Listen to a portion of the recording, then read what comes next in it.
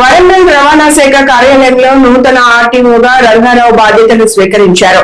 గతంలో మంచిర్యాల ఆర్టీఓ కార్యాలయంలో విధులు నిర్వహించిన ఆయన బదిలీపై వరంగల్ కు వచ్చారు.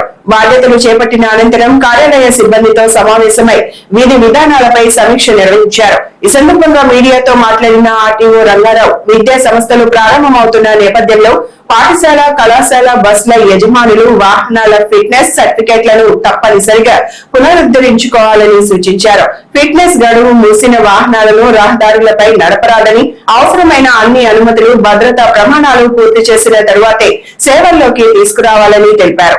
యాజమాన్యాలకు కూడా మేము అందరికీ వార్నింగ్ ఇవ్వడం జరిగింది. ఫిట్నెస్ అప్పటి వరకు అందరూ చేసుకోవాలని, ఒకవేళ ఏదన్నా చేసుకోలేని పక్షంలో వాటిని మాత్రం బయటకు తీయకుండా విద్యార్థులను దయచేసి ఎక్కియకండి.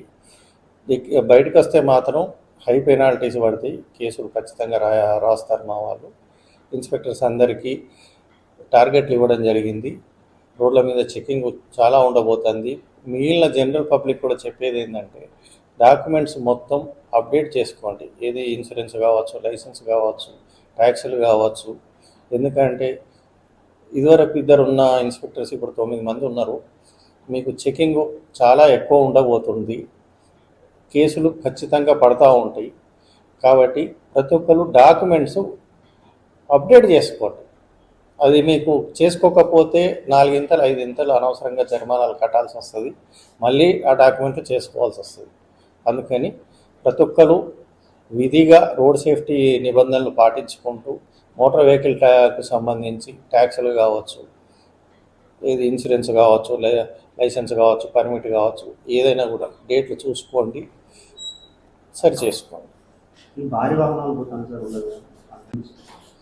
పరిమితి మించి పోతే మా వాళ్ళు కాంటా పెట్టి కేసులు రాయడం జరుగుతుంది. అటువంటి ఇదేం లేదండి మా దగ్గర.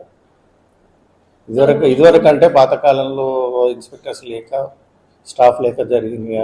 ఏమన్నా తప్పించుకొని పోయి ఉండొచ్చు, కానీ ఇప్పుడు ఆ పరిస్థితి ఉండదు. ఎందుకంటే వరంగల్లో 12 మంది ఉన్నారు, ఇక్కడ 9 మంది ఉన్నారు. ఇంతమందిని తప్పించుకోలేరు. అనవసరంగా జరిమానాలకు గురి కావద్దని నేను కూడా తెలియజేస్తాను.